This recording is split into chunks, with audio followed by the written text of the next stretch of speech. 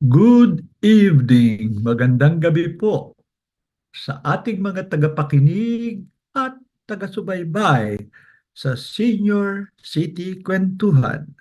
Sabado na naman, alas 7 hanggang alas 8, we come to you every week sa Senior City Kwentuhan, brought to you by Education Network, particularly our Adult Learning and Education Program, Senior sa panahon ng COVID, and Lapis Siso Channel, and kung minsan nakakalimutan ko po, the Philippine Philippine Rural Rural Reconstruction Reconstruction Movement, Movement. na may particular role ngayon sa gabing ito ng ating ah, broadcast. Ah, ang ano po, ang tema sa March na ito, pinag-usapan po namin ng itong ang tawag ay Adult Learning and Education Working Group ng Technical INET, Working Group.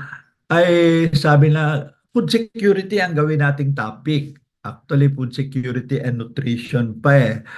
Pero with a particular focus where it's possible, depende sa materyales, on women. Dahil nga po, kahapon nga International Women's Day and the whole month is Women's Day. And of course, food, especially in the house, in the home, and nutrition are very closely linked.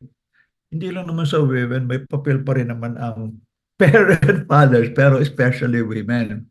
Kaya before we go into our program, I would like to ask my partner. Alam mo naman yun, ang inyong co-host, si Edela Tochi. Tita Girly. And for tonight and the whole month especially, bigyan natin si Girlie hindi lang ng last word, but the first word. Could you introduce the theme and your thoughts on food security and women? Girlie? Siyempre, napakahalaga po ng pagkain. At ang sabi nga, kung wala naman tayong maibibigay sa mundo, aba, importante na maintindihan ng mundo na tayo ang naghahanda upang lumusog ang kababaihan at kalalakihan. Kasi sa unang panahon, nung unang-unang panahon ng sangkatauhan, napakahalaga ng naibibigay ng food foraging ng mga kababaihan bago pa natuklasan ang horticulture at agriculture. Kasi nung una po, ang mga kalalakihan ay laging wala Hunting.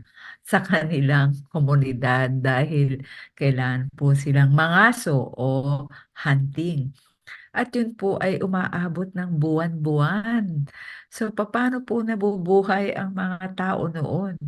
Sa pamamagitan ng pagiging creative at resourceful ng mga kababaihan. Kung hindi, wala pong sangkatauhan. Ubus po lahat tayo. Yeah. Talagang ito si Girlie. Oh. Inubot tuloy ako para may konting Ano? pitik at Yes. kalabit sa kanyang katabi. Siyempre. Sa bagay, nasa hindi lang industrial, but post-industrial age tayo at kami nasa syudad, kaya hindi naman ako naghahunting. Pero malimit pa rin pong wala sa bahay, sa Yes. mga meetings at mga Yes. okasyon. Sabi nga ho ng anak namin nung siya ay 3 years old at tinanong siya, ano ang hanap buhay ng iyong tatay?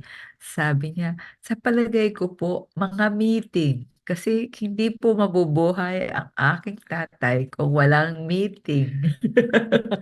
Kala mo naman si Girlie walang meeting. May mga meeting rin. Pero totoong sa aming division of work po, kahit may mga kasambahay kaming nakakatulong, si Girlie talaga ang nag-aasikaso ng pagkain. At hindi simpleng pagkain. Tinitingnan na aming kalusugan, tama ba ang balanse ng protina at gulay. At syempre, lalo na ngayong senior na tayo, binabawasan ang white rice Karne. kung pwede, wala na. Pero for carbohydrates, pwedeng kamote, saba, at iba pa. Gabi at Oh, gabi. mais. So, sa ngayon po, anyway, to our main topic, i-announce na po namin na starting next week, mag-alternate na ang hosting ng Senior City Kwentuhan. Yeah. Hindi lang po kami, pero hindi pa na kayo mawawala. May iba pong tutulong simula sa Philippine Rural Reconstruction Movement na nagkataon na si Kai Santos, Carla Santos, matalik naming kaibigan, ay senior staff ng PRRM at magaling rin sa media at communications. So siya po ang susunod na pakiusapan na magiging host sa susunod na Sabado. At nagkataon po na si Kai ay nahalal ring presidente ng INET Philippines. So ang INET na sponsor natin at PRRM na sponsor natin ang magsasama sa katauhan ni Kai na siyang mag-host ng susunod po nating episode sa March. Ano bang araw yun? Ngayon ay March 9. So, So, kung may... 16. Hmm, But for this week po, nung una nga, nagbalita sa akin si Girlie. Ngayon pa man, iba na raw ang host. wag na. Hindi pala, next week pa yon. Pero, ang PRRM ay tumulong na rin na mangolekta ng materials at mag-video. Kaya nga, at least yung dalawang video ngayon medyo mas professional compared sa pangatlong video na ako pa rin ang kumuha. So let's go ahead now and Show the parang, poster. ayun, akala ko hindi na nakikita ang share. Let's go to our title poster, Women and Baba. Food Security. Wala Kasi nga, picture. ang punto, kababaihan, lalo na ngayon, at usapin ng Baba. pagkain, katiyakan sa pagkain. Pero ang subtitle ay Tatlong Tinig at Kwento mula sa tatlong kababaihang leader. Mamaya may introduce pero una muna natin. Itong nauna ho rito na siya namang huli nating i-feature ay si Gina na taga Barangay Mailum sa Bago City sa Negros Occidental. Kasi nagkataon hong ako ay kasama ng Galing Pook program na bumisita doon on programs of food security at nabisita namin yung kanilang barangay at yung barangay na yun ng Mailom ay the one organic village ng Sabago City. Mamaya ikwekwento natin, mahaba-haba ho ang video na nakuha ko, pero paumanhin na naman. Kakantsawan na naman ako ni Girlie. Mature ka na naman. Pang-5 taon natin, hindi ka pa nag-level up. Anyway, Sige na. ang pangalawang nasa gitna ay si Rebing o Rebecca Miranda, taga Nueva Ecija, na siya po mula, ilang taon nang nakaraan, ang Pangulo, nahalal na Pangulo ng Partner Federation po, People's Federation ng Philippine Rural Reconstruction Movement ng Kababaihan. Na ang original pangalan ay Daluyong. Naku, hindi ko na alam kung anong original ibig sabihin. Di ba dalo yung parang bagyo? Iba yun, pero may ibig sabihin yun. Pero dahil nga po, alam naman nyo, sa SEC, dapat taon-taon nagre-report ka. Ay problema, alam na natin ang mga People's Organization at Federation, wala naman yung regular staff. Wala namang yung regular office na mag-aayos ng records. So maraming mga people's organizations sa Pilipinas at mga federations paso na ang kanilang reporting. Ngayon, pag kayo'y nag-report at kulang, ay mag-penalize sa inyo. Kaya most of them ho, kailangang magbago ng pangalan para ma-register uli. Kaya ang Daluyong may bago ng pangalan, Lumen, na sa Latin ay light, ilaw. Pero may ibig sabihin yon. So yan po at meron ho siyang short interview na ang staff ho ng PRRM na mas professional, si Andy Javier ang nag-shoot sa kanya. Ang pangatlo naman ay si Lolit, no, Natal, na taga Marinduque po. Leader rin ng kababayan doon at marami ring involvement sa food security at issue ng mga kababaihan. So yan tatlong po yan, ang tatlong tinig at kwento. Si Rebecca at si Lolit ay nagkataong nag-attend po sa opisina ng PRM ng katatapos lamang na meeting, parang regrouping ng tinatawag naming People's Organizations Leaders Advocacy Caucus. Kasi yun ang mga leader ng pambansang mga federasyon na siyang magiging tinig ng kanilang mga miyembro sa advokasya sa food security, lalo na in relation sa Department of Agriculture at iba pang rural development agencies. So, marami yung issues involved at pwedeng kami rin ho ni Garle ay magdi-discuss, pero magandang magsimula tayo na pakinggan ang tinig mismo ng mga leader ng kababaihan mismo. Tanggalin mo muna yung picture natin. Una muna picture. Nakakatawa ito eh. Mabutit pinadala ho sa akin eh. Kaya nakakatawa ito. Ito ay hindi naman bakuran o gulayan ni Ribing nandiyan sa gitna o ni Lolit. Ang nandyan ho ay mga staff ng PRRM. At yun, ang isa nga ay si Andy yung nag-video. At ito medyo mataba na, Huwag mo na na leader sabihin. dyan. Siya ho ang executive director ng PRRM, si Marlon Palomo. Marlon. At taga Gimban, Nueva Ecija. At kanyang lugar ho, maliban sa kanilang bahay, meron silang Palomo Farms, no? Diversified, iba-ibang parang nakatanim. At may isang portion na tinawag ay bahay gulay. Kaya kita niyo yung ibang mga gulay. Tapos, parang inimbita niya at pag-aralan at pasyalan ang kanyang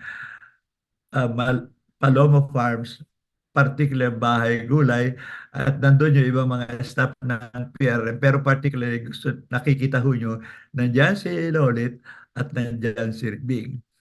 Ngayon, magsimula ho tayo sa interview ni Andy Javier tungkol sa food security at kababayan kay Rebecca Miranda o si Rebing. Kita nyo, Chairperson, Light of Rural Women's Association Incorporated. At ang salitahong lumen ay salitang Latin, ibig sabihin liwanag. Sabi ko nga, yung napili yan, ay totoo naman na ang kababayan ko minsan ay tinatawag na ilaw ng tahanan. Pero hindi lang tahanan, kundi ng kabuhayan. Pakinggan po natin. Ito yung mga 5 minutes plus lang po. Okay, Rebecca Miranda, chairperson ng Light of Rural Women's Association Incorporated, taga Nueva Ecija. Para sa akin, ang food security at nutrition ay mahalaga sa pagtatag ng ating bansa. Pag ang mamamayan ay nagugutom, mamamayan ay malnourished o hindi sila malusog, ay wala rin malusog na komunidad. So hindi rin nakakapagtrabaho ang mga mamamayan para sa ikauunlad din ng ating bayan at sa kanilang pamilya. At malaki at makapuluhan ng mga ginagawa namin sa aming sektor para sa pagligtas sa pagkain para sa ating bansa. Pero sa kasalukuyan ay maraming hambang kami nararanasan bilang babae kapira sa kanayunan. Unang-una ang banta ng climate change. Pangalawa, at climate change ay marami siyang epekto. El Niño na tinatawag natin ay magkapatid kung bagayan pag may climate change. Malamang din na mayroong El Niño o La Niña fenomeno na tinatawag. Ito ay nakaka-apekto sa kaligtasan ng paghahanda din natin ng tiyak na pagkain sa ating bansa. Siyempre, laging yung bansa natin kasi kasalanan naman talaga dito yung kaligtasan ng mamamayan. At nakikita ko pa yung programa ng ating gobyerno na yung Registry System of the Basic Sector na isang tinitignan ko na issue ito kasi kaming mga babae ay malaki yung papel namin sa kontribusyon ng pagkain ng ating bansa. Pag hindi maayos ang sistema, walang inclusivity. Yung mga kababaihan ay kung makikita mo dun sa pala o statistika na nakatala doon sa ating pamahalaan ay maliit lang ang bilang ng mga babaeng registro kasi tinitignan nila na ang mga kababaihan ay farm worker o katuwang sa pamisdaan ng mga ganyang tipo. Pero para sa akin, ang titulong pang agrikultura at pamisdaan ay hindi lang pang lalaki, babae din. Kapak na ang mga kababaihan ay nai-involve o nag-i-engage sa produksyon ng pagkain ng ating bansa, masasabi natin sila magsasaka, masasabi natin sila pamisdaan. So malaki ang epekto nito sa atin. At yung binanggit sa Panginoon yung inclusivity, hanggat ang mga babae ay tinitingnan nila as beneficiary, hindi to agent sa pag-unlad ng ating bansa, ay natitiyak ko na hindi natin makakamit ng tama yung pag-unlad ng ating bansa kasi naniniwala ako na malaki ang kontribusyon ng mga kababaihan, hindi lang sa paghahanda ng pagkain, sa maraming bagay.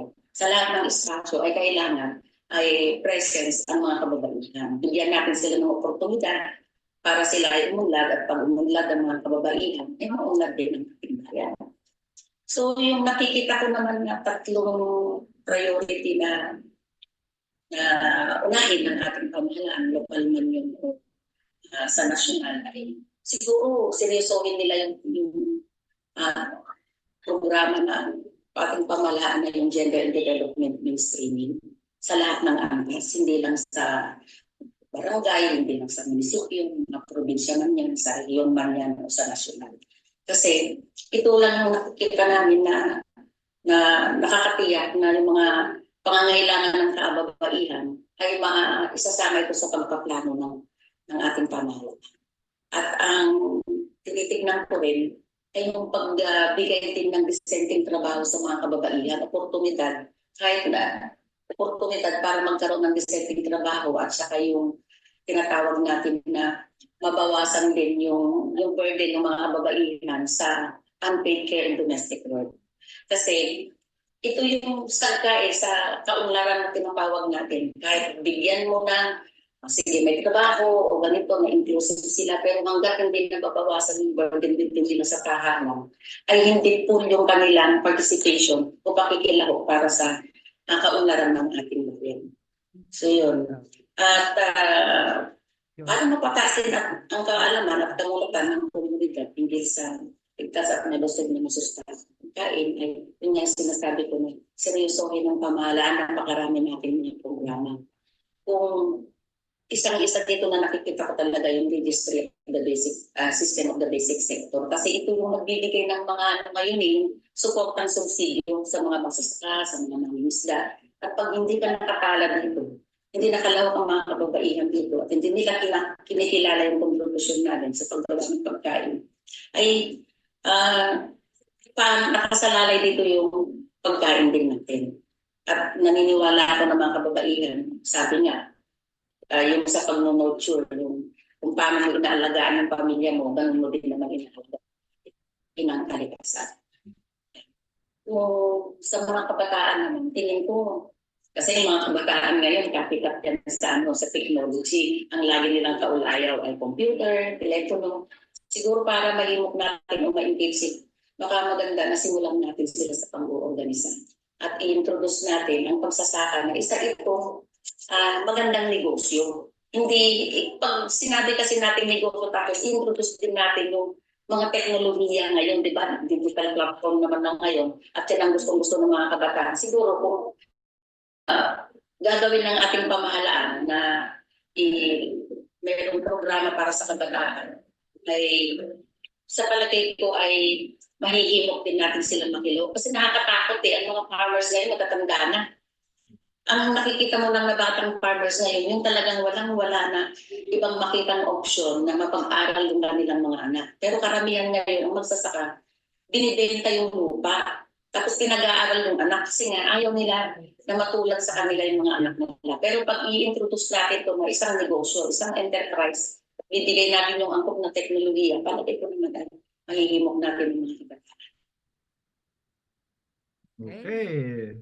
Galing rin na talaga iba na talaga yung na-develop na talaga ang leadership niya, no? Unang-una, bago tayo pupunta sa susunod na mas maikling interview, may gusto ka bang i-comment o i-reflect tungkol sa binahagi sa atin ni Ribing? Marami nang alam si Rebing at saka tama siya. Kung sasabihin mo lang pagsasaka, maraming kabataan hindi magkaka-interest. Pero kung sasabihin mong magandang negosyo ito, magkaka-interest sila. Lalo na climate Oo, yung smart binanggit niya, no? na agriculture as a business option for the very young. Kaya siguro kung bata pa tayo, ganun din ang magiging negosyo natin. Magtinda ng mga prutas. Interesting na dati kasi, 'di ba, may ilan siyang binanggit, si Ribing. Siyempre, pag women issues o even rural women o food security, yung mga binanggit niya, dapat inclusive, dapat parang siguraduhin talagang nabibigyan ng oportunidad. Pero may tatlo akong na-pick up sa sinabi niya. Unang-una, nabanggit niya agad yung climate change. Dati, hindi pa yan issue. Pero apektado talaga. Well, hindi lahat, hindi lang lalaki, hindi lang babae, kundi lalaki. Pero lalo na sa food at agriculture, bago na talaga yan. Hindi na yan afterthought, secondary, mahalagang matingkad. Pangalawa, yung binanggit niya na talagang para kumita, dapat may merkado. At saka sa pag-organize hindi lang pa sa advokasya, edukasyon, dapat hanggang mag-develop ng social enterprise, no? Isa yun sa bagong tumitingkad na usapin na ano naman, hindi puro dapat mangyari. May mga ilan nang nangyayari, lamang hindi pa masyadong naganap. At ang tatlo, na paulit-ulit namang nasasabi ng lahat, pati gobyerno, nako, paano yung kabataan? Meron pa bang magsasaka pa rin? Sabi nga ni Ribing, ay nako, gusto computer, pero bukas kung bibigyan mo ng teknolohiya, at saka sila kikita, no? Pero talagang may mga issue talaga siyang binanggit na parang napapanahon at magandang reminder po sa atin ngayon mula sa isang nanay mismo, may pamilya, na sabi nga niya, may relasyon ang papel ng kababaihan sa pangangalaga ng pamilya at pangangalagaan ng kabuhayan at ng komunidad. Tapos may isa siyang interesting na banggit. Dati kasi di ba, lingwahe lagi, double burden or triple burden of women. May bagong lumalabas na issue na nabanggit niya, yung unpaid care. Ibig sabihin, nag-aalaga, hindi lamang sa bahay, kundi doon sa project ng PRRM sa Eastern Samar, Post Haiyan, ang mga first responders, marami kababaihan. Pero hindi kinikilala, walang bayad, ano? Kaya ang isang sinusulong ho nila ay kilalanin ang papel o ang kahalagan ng caring, yung pag-aalaga ng pamilya, ng kabahayan, at kung pwedeng may isa batas o may ordinansa, bigyan naman ng, well, karampatang compensation. Pero nagsisimula na yan. Remember si Chato, O, meron silang global research na ang global caring business ay nagmumula sa pag-hire sa mga kababaihan. talaga? Oo, may film pa sila eh. Parang it's not just a question of domestic burden, kundi without the caring of lots of women from very professional to the scientific circles, ang susi sa wellness ng maraming bansa ay nanggagaling sa kababaihan. Kasi yun nga yung ni-research nila na iba't ibang klase ng contribution ng kababaihan pero unrecognized. At dahil unrecognized, unpaid. Okay. Mm. So, okay, alam na ho na yung lagi ng mga bitin ng konti ang usapan, pero I hope may bagong angle na Mm. iharap kasi ngayon siyempre maraming mga blogs, maraming mga seminars, maraming Zoom meetings tungkol sa women. I hope yung amin hong Mm. episode ngayon ay nakadagdag sa necessary conversation na mangyayari tungkol at updated sa mga issues. Pupunta naman tayo ngayon sa susunod si ano naman, Okay, kami. ito, si Lolit. Nakuha ko rin ho lang yan sa pinadala sa akin ni Kai. Si Lolit ho, Natal, taga Marinduque, at siya ho ang parang pinuno naman ng Asosasyon ng mga Kababaihan na taga Marinduque na maliban sa pagtatanim at iba pang pinagkakaabalahan niya. Kasama ba kita nung bumisita kami? Hindi. Hindi. Yan, may mga gumagawa silang enterprise, pati yung kanilang bagoong at iba pa. Ano? So gusto lang namin ipakita sa inyo yan bilang trabaho niya. Pero tulad ni Ribing, meron hong mga 3-minute interview na ginawa si Andy Javier tungkol sa kanya, sa ganun rin, sa tema ng kababaihan at food security. Pakinggan po natin ang interview kay Lolit. Inom ka na. Kasi masyadong. Ako po, sige na Lolita Natal, kalipunan ng kababayan ng Marinduque, kasapi isang leader ng student ang kahulugan po sa akin ng food security ay syempre yung seguridad sa pagkain at tamang pagkain yung tinatawag natin na nutrition food para sa pagpapatuloy ng ating pagkain na masustansya. Sa ambag naman ng aming sektor bilang kababaihan sa pag-produce ng masustansya pagkain.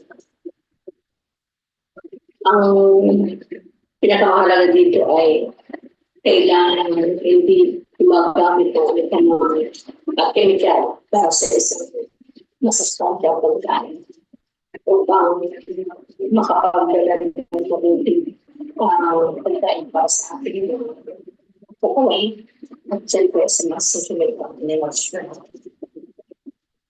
O dapat kumain ng ating pamahalaan. Yung sigurado sa pagkain. Kasi dito tayo sobrang nahihirapan, lalo na yung mga kababaihan. Kung paano natin bibigyan ng maayos at mabuting pagkain sa ating pamilya bilang at dito rin pumupokus yung mga kababaihan. Kahit na sa aming maliit na paraan, lalo yung mga nanay, nagkakaroon kami ng mga backyard gardening para masigurahan namin na ligtas yung mga pagkain. At para mapataas natin yung kaalaman at kamulatan ng ating mga kabataan patungkol sa pag-produce ng pagkain. Noon na kasi ng mga kabataan, ang kasama ng mga magulang na nagtatanim, siguro hindi masyado naiintindihan nila yung mga kabataan kasi nga hindi na siya gaano pinagtutuunan ng pansin mga magulang. Pangalawa, isang malaking tulong ay doon sa paaralan. Elementary pa lamang, tinuturuan sila kung paano magtanim. Pero ngayon wala nang magulang na yun, nagtatanim sa eskwelahan. Dapat kahandahan yun yung pagbibigay tulong ng mga dati noon eh. Pero yun parang hindi na natin nakikita. So, kailangan, ibalik natin sana sa pamahalaan lalo na sa DepEd, yung ganung klase ng proseso ng pagtuturo.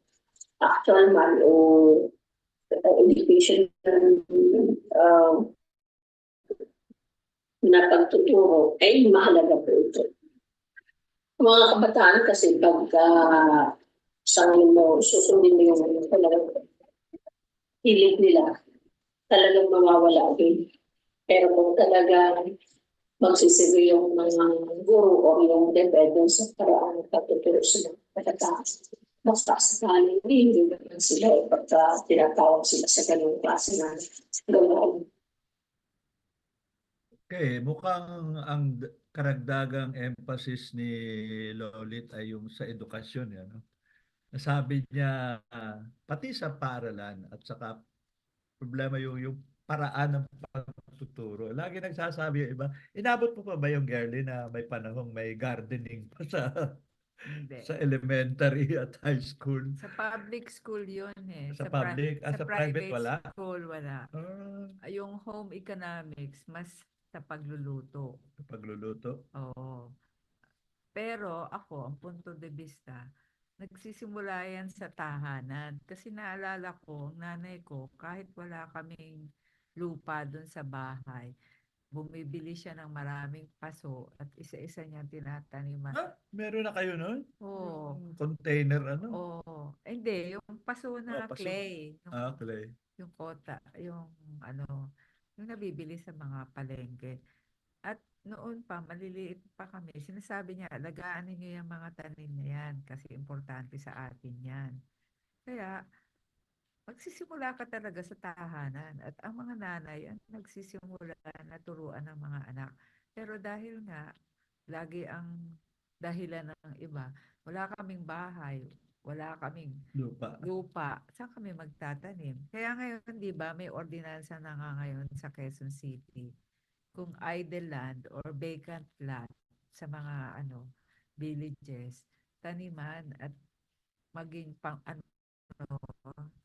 magsimula yung barangay mismo, yung mga kagawad mismo na magtanim. Kasi hindi lang tahanan at hindi lang paaralan, kundi mismo yung mga LGU, yung mga barangay. Magsimula na sila na ipakita yung halimbawa na nagtatanim ka sa kapaligiran. Kasi may naalala ko noon pumunta tayo sa Batanes. 'Di ba lahat ng bahay doon, lahat ng dinadaanan mo, may mga halaman sila at pagandahan pa nga. Tapos yung pinuntahan natin sa sa Marinduque at saka sa Catanduanes sa Birac na sinasabi nila magtanim tayo ng malunggay kahit Oo. gawing bakod. So, maraming pwedeng magtanim. Kaya lang, kailangan talaga isulong mismo ng barangay. Kasi kung hindi ka nga laging nag-aaral, kung tapos ka na o hindi ka nga makapasok, so sino ang magtuturo sa iyo at sino ang magsusulong ng pagtatanim kahit nasa alunsuran, di ba? Thank you, girlie. Yes. Yan po, nagtatapos yung first part ng ating episode sa gabing ito, featuring po dalawang tinig at kwento Kala ko at opinion ng, susunod yung pangatlo. Ito naman si Girlie, masyadong impatient. Nawala ako doon. Kaya muli maraming salamat po sa PRRM, Lumen. kay sa Lumen, Daluyong, kay Ribing at kay Lolit at kay Andy na nag-interview sa kanila para ito hindi na lang opinion namin kundi mismong sa mga leader ng kababaihan, samahan ng kababaihan sa Marinduque, sa PBC at buong bansa tungkol sa ano ang concerns nila, anong pwedeng gawin, anong magagawa pa. Dagdag ko lang doon sa Quezon City, may angle rin yung yung tatanda ko some years back, pero yung una parang penalty na mag tax on idle land. Ngayon mas maganda ang parang incentive na pag pinatamnan mo, kung hindi ikaw magtatanim, pero pinayagan mo magtanim ang mga may permiso at kaugnay naman ng LGU sa idle land, may ano ka, may tax exemption yata or halos wala ka nang babayarang ano, tax. But that is for urban. Sabi mo nga, kung minsan sa rural area, nandun pa rin ang issue ng kung bilang land reform, hindi pa rin tapos. At yung iba naman umaangal, ay mamaya, i-convert na ang land sa subdivision at iba pa. Pero ibang usapin ho yun. Ayaw natin pasukan yung medyo masalimuot na usapin yan. Ngayon, pupunta po tayo sa second part. Ibang format ho. Unang-una, humihingi ng paumanhin. The video might not be as professionally done and even the sound. Pero at least naman, authentic from the place. Ang kwento ay nagsimula nitong ano, kailan ba ako pumunta, girlie? Ah, Last weekend. Lunes. Lunes po, Lunes ba o Martes? Ah, ako po kasi ay Umalis ka ng Sunday. isang mentor Umalis ng ka ng Linggo. Galing po at may program po kami na last time nga nag-broadcast tayo kasama ko si Girlie na sa Birac kasi food security rin ang issue at nutrition. Pero ang gusto yung citizens participation sa local governance. So, pagkatapos po mag-mentor, ang isang bahagi ng programa ng Balingpok sa programang tawag ay Spaces ay yung LG yung kasali, in this case yung Tabaco Albay, ay bibisita sa proyekto sa ibang probinsya na may relasyon sa food security. At ang napili nila ay Negros Occidental. Ang unang dahilan, hindi itong picture na ito. Nasaan ka? Kundi dahil saka hindi yun ang issue, kaya walang picture. Yung sa Tabaco ho, dati silang nabili ng yung complementary food, yung mixture ng Malunggay. kanin at munggo at At malunggay malunggay. at iba pa para sa kabataang malnourished. Pero bumibili sila. Ngayon, inisip nila, ba't hindi na tayo mag-produce para mas makamura? Tumulong naman ang DOST. Pangalawa, para yung sources ay galing sa lokal na magsasaka para kumikita pa. Ngayon, ang Negros Occidental po, meron diyang galing po winner, yung Negros Volunteers, na nagtayo ng sariling pabrika na nagpo-produce ng complementary food. Ganun rin, mixture ng bigas, munggo at iba pa, minsan malunggay. Biro mo, nakakabenta na sila sa wala nga, sorry na lang, kwento ko na lang. 60 probinsya, iba't iba, maliliit na Wala kang bumibili picture sa ng kanila. itsura ng pagkain. Sorry, girlie, kasi sorry. Anyway, lipat ko na lang dahil lagi kakantyaban ako. Pero sabi nga nila, ayun ay NGO. What about LGU? Okay. Kaya sabi nila, meron ba tayong bibisitahing LGU na Na committed to food security, lalo na, again, healthy food, nutrition, organic agriculture. At pinili ay Bago City. Ang okay. Bago City Nakita mo yung mga kakani. kasunod lang. Ayun, nasa likod, pero hindi ko na kinuha ng picture, nakakahiya Hindi, eh. may picture ka doon sa messenger. Pero wala dito, wag na lang girl, wag mo nang pilitin. Ayan ho, ang meeting namin po, ayan, kasama si Unstable. Mayor, Vice Mayor ngayon, dating Mayor, Vice Mayor, at sabi na susunod magiging Mayor uli. Kasama po si Joanne, na Executive Director ng ah, Galingpok, at sa kabila naman ho ay dating Chairperson at dating Governor ng Negros, si Lito Coscuela. Anyway, pinapakita. Ngayon, pumunta ho kami sa isang malayo-layong barangay patungo sa kabundukan. Ang pangalan ng barangay ay Barangay Mailum. Okay, sige. Ito ang ilang mga pictures doon bago yung recording. Yan. Pagkatapos na bisita bago umalis, picture muna kami. Kasi dalawang grupo ho, yung taga Tabaco Albay at yung isang grupo naman taga Del Carmen sa Siargao. no? Pagkatapos yan kami at yung mga miyembro o ilang miyembro at staff nung Mailom Mailom Organic Village Association or MOVA. Isang buong barangay po ay organic. 700 hectares plus. Tapos ang miyembro nila 500 plus. Bihirang ganun karami, ano? So yan po kami. Nasa likod po yung isa sa kanilang greenhouse. Ito naman yung ilang, ano ho yun? Bagamat up in the mountains, nahihirapan nila dahil sa El Nino. Kasi, pero still, ayan ho, yung veggie garden, field to. Kasi, yun hong barangay na yun, nagiging parang ano yun, learning village, model farm, ng tinatawag na organic, diversified, integrated parang farm. Ayan po, may mga veggie garden at meron ring yung sa susunod po ay yung ano ba ang tawag nun? Parang pesticide type na mga flowers, no? At herbs pa. Kasi nga, ang idea ng organic, huwag kang gagamit ng herbicide na chemical.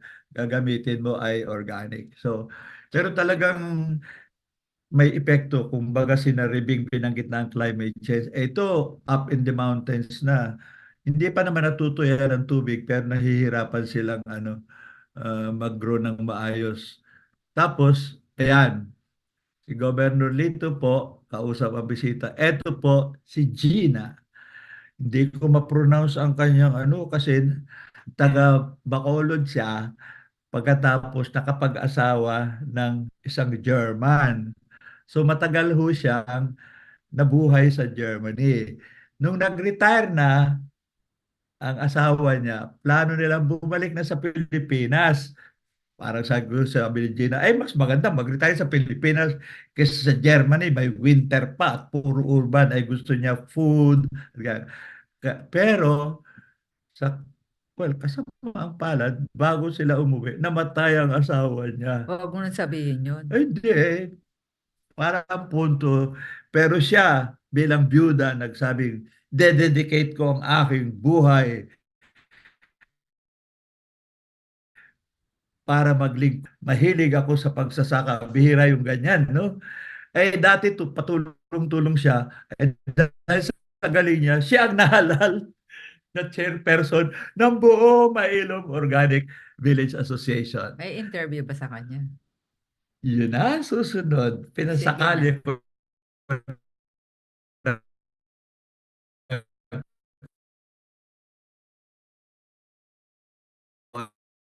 Sige na. ang interview, hindi tulad ko siya habang nagpapaliwanag siya, nagkwekwento at tinatanong ng mga bisita. Okay. So, i-interrupt natin from time to time pero makinig muna ho tayo para makuha yung original flavor. Subsidy na yung government. So, Sinaw mo. yung sa amin, kasi actually yung sa amin sa NUPA, meron kaming board resolution na NUPA is Negros Island Organic Producers Association. So, it's happened that I am also one of the top officers in there. Hanggang So, Negros Island. They choose me to be the number one. Negros ano po? Negros Island Organic Producers Association. That is the whole Negros practicing organic. Engineer Almario Sino. Sibuyat. Yun ang chair. Ano naman po mga challenges nyo? Challenges raw. Gina, earlier there was a question about yung nutrition and Ito si Rene Gayo na tumutulong maybe you can sa kanya. tell them the experience of yours now because of the increased income of the farmers. Now they have better nutrition for their families. Maybe Yeah. that's the side that you can rather than giving Increased food income, for free. better nutrition. Ay, Normally naman, when you sir. say Kasi Ah. hindi naman yung when we call feeding, no, or i-feed sila, sa atin, we let them taste what is organically produced, what is the advantage, no? That ang mga bata or mga nanay, yung alam nila nga bakit nag-go into organic tayo. Ano ang advantage sa health natin? Ano ang disadvantage pag nagamit tayo ng spray, nagamit tayo ng mga chemical, yun ganun. not that i-free lang sila palagi, kundi na yung mga ating mga harvest is they will try. Ano ang difference? Kung sa inyo siguro, yung before, kasi hindi naman, nagsistay ako ng Bacolod, I am a resident of Bacolod City. Ang farm lang nandito. But then, as I have noticed, pag dito ako nag-stay sa farm, it's different.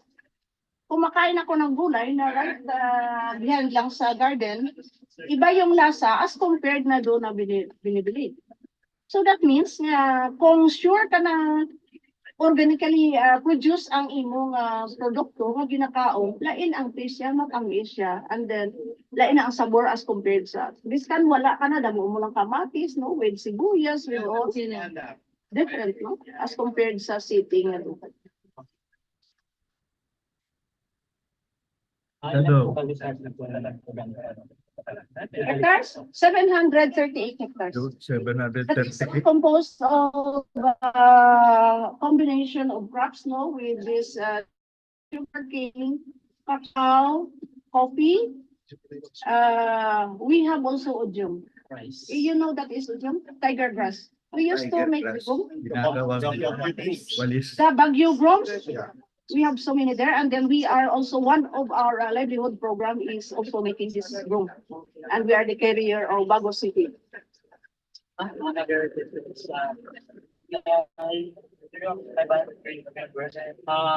Nakita ko kasi may cluster dyan. Para ito may mga organization. Yung cluster is under the association. So meaning when we say cluster 1, that belongs to proper Mailom. The cluster 2 will be the next area or Persitio. Yes, under the Mailom Organic Village Association. Kasi as I have told you before that it's not so easy to bring all 520. Hindi magkakaintindihan. Pero pag cluster, ako lang pumupunta sa area and then malalaman mo anong problema dito. Just like mga kukulisap, just like mga problema ng aming mga tanim, mga sapat, mga ganun. Tapos i-update sila, whatever na mga profiling nila, binibisitan talaga sila namin. Tapos pinapasok namin kung saan-saan sila live. Example, mga coffee nila, to make sure na meron silang product at pwede namin i-promote. Kasi as coffee naman namin, the whole Bago City Federation of Coffee Growers, which happened that I am also again the Federation chairman of Coffee Growers. Bago City for the Coffee Federation. So I see to it that bawat farmers makikita sila ano ang problema nila, ano ang mga trainings or mga gusto pa namin malalaman. Kasi hindi naman sa hindi, farmer ka lang pero hindi mo naman malalaman yung mga technology na dapat i-apply doon. Wala po mga trainings na kailangan Sa mga members nyo. yung sa mga management, so pag ng kape, meron kaming farmers field school dito sa integrated crop management, yung sa mga pest management na organically application na hindi kami magagamit. Related sa first organic management, yung mga usually may ginagamit yung anti-insect. Nagagamit kami sir ng mga concoctions dito. Just like neem tree, yung dinidikdik namin yung neem tree, yung mga marigolds, as you have seen later, no? Kaya lang medyo problema ngayon masyadong mainit.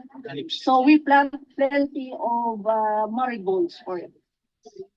Mga marigolds, dapat mga ganun. Tapos mga herbs, yung mga rosemary namin. May nakita ko na ba yung Oh yeah, we have a Bayocon that is for kukulisap. As you have seen, no, may problema. Walang chemical, we use negrita. Yung mamaya ituturo ko.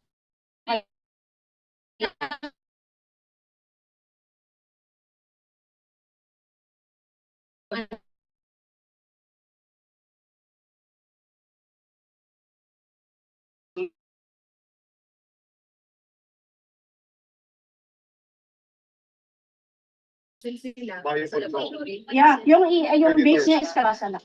Ah, Yung Bayukon. Tapos every week, may technician na naka-assign dito which is happen to be our farmer.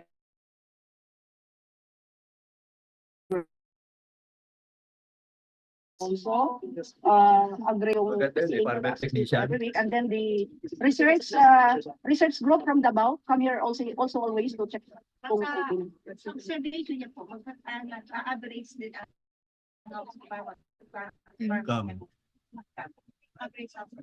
So, medyo mag-average, pero as of now na medyo dry season tayo. Very, very dry. It's not so easy to be dry, but very, very dry. El Nino. El Nino kayo dito? El Nino, yeah. Kami kasi hindi kami El Nino sa amin.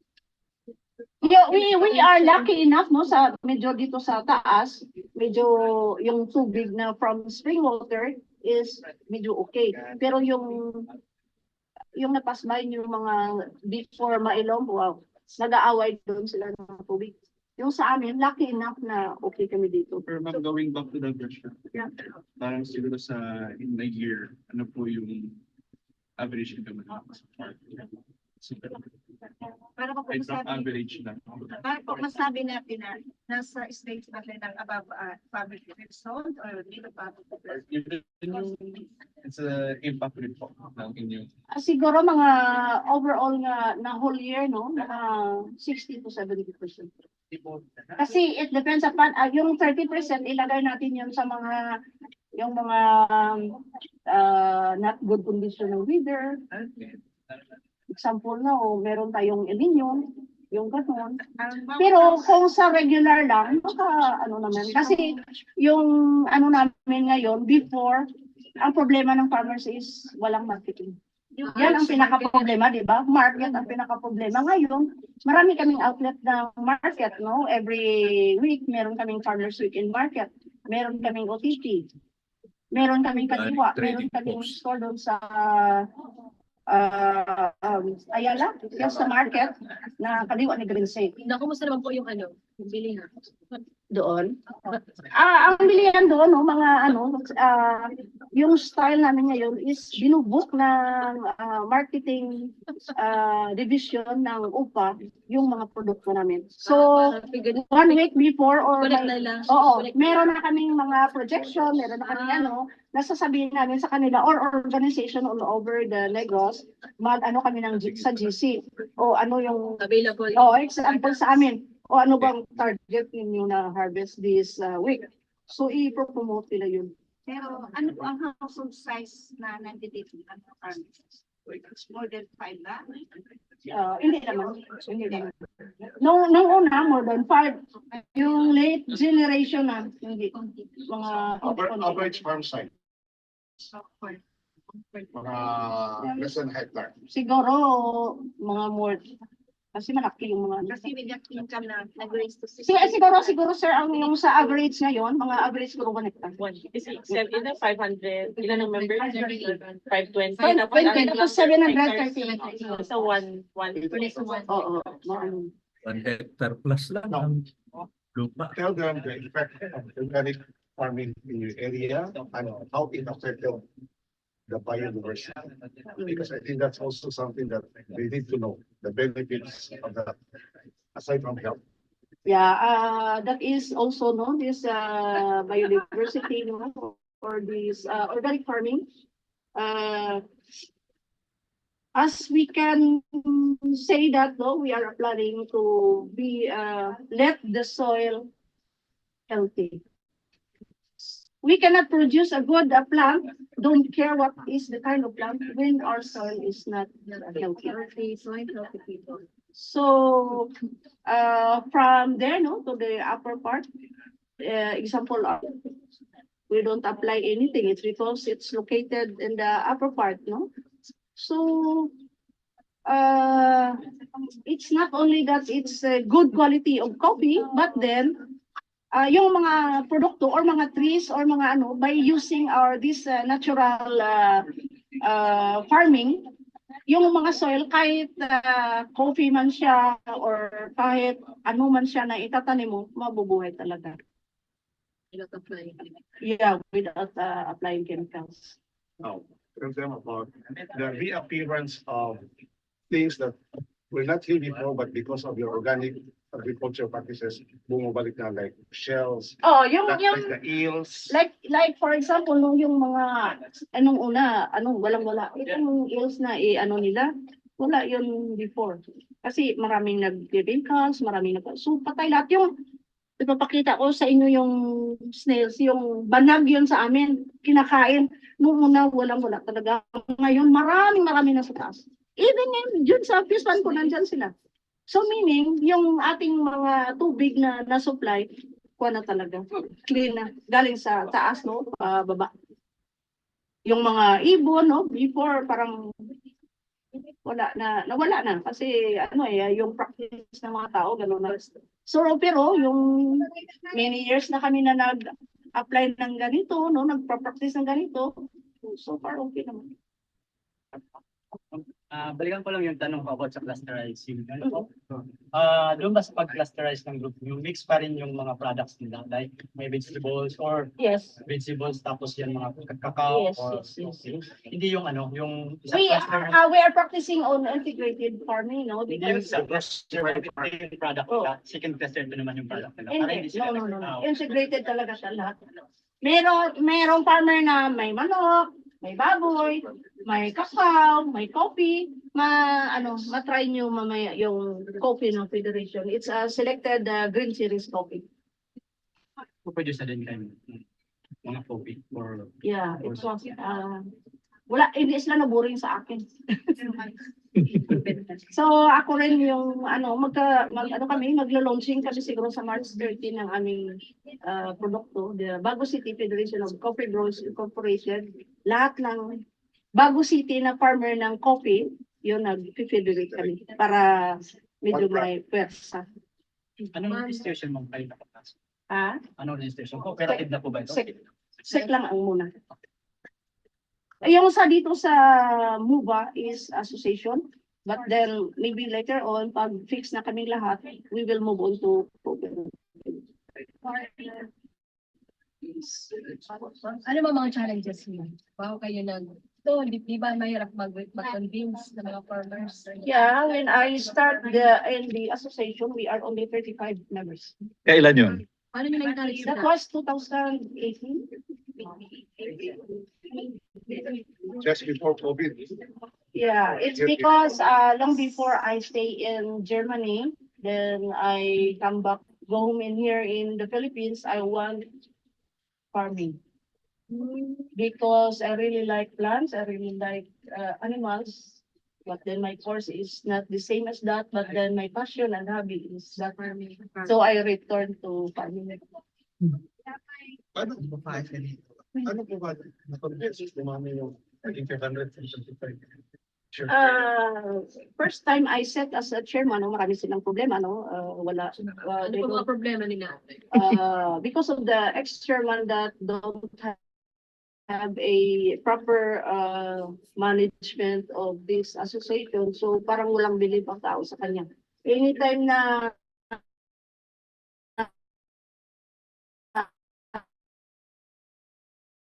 sige, pasok ka sa MUBA. No.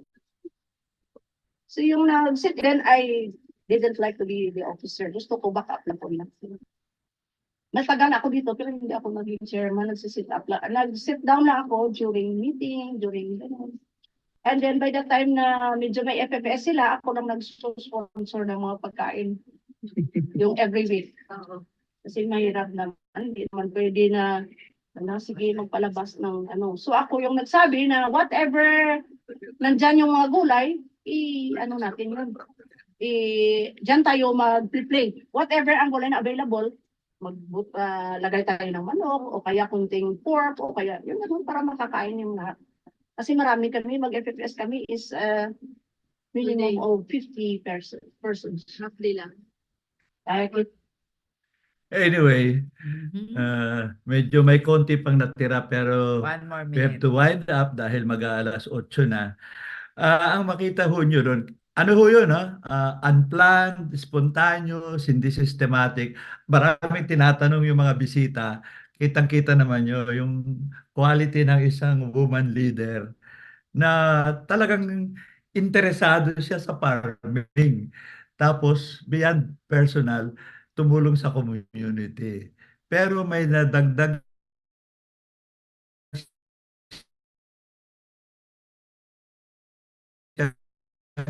na special framework yun ang galing. Kailangan ang maimpluwensya mo ang gobyerno, magbigay ng suporta, lalo-lalo sa marketing, baka sa logistics at iba pa. Kaya sa ang tawag ho natin yan, PLG, Participatory Local Governance.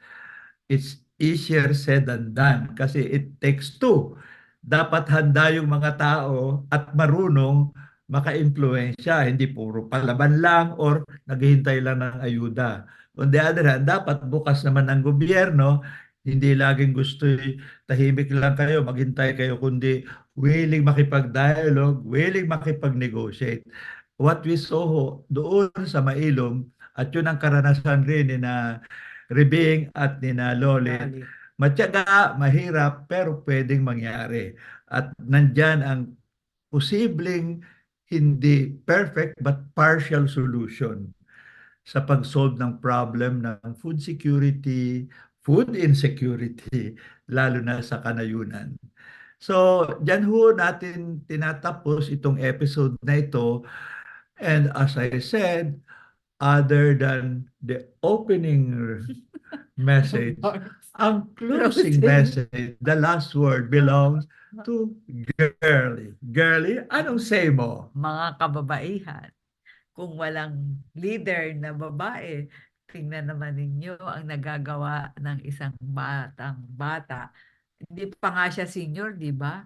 Yata, o hindi pa yata. Oo, pero sabi niya nagsimula lang siya ng 2018. Tapos ngayon, 700 plus na ang members ng kanilang organic association. At na-elect pa siya kahit hindi niya gusto. Tagaluto lang siya at tagapagpakain ng mga meeting. Pero ngayon, number one na siya sa buong probinsya. What a woman can do if the husband died, so the woman outlives. Girly, Joke lang. on that light note, Patawa lang hindi raw po. kailangang mawala o mamatay ang lalaki para umusbong ang kakayahan ng babae. Ang halaga ay maging supportive. Yes. Tulad ko po.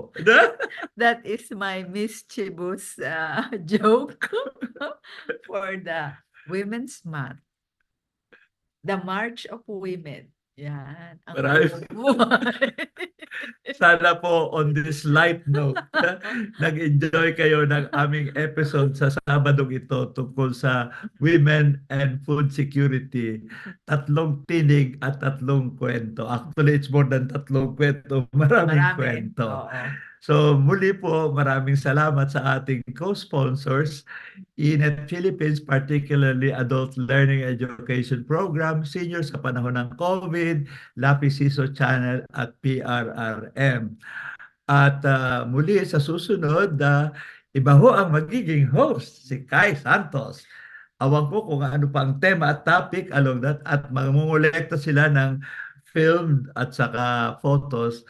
Kaya tingnan nyo, we really hope you will enjoy that. We will also be enjoying that. Ano?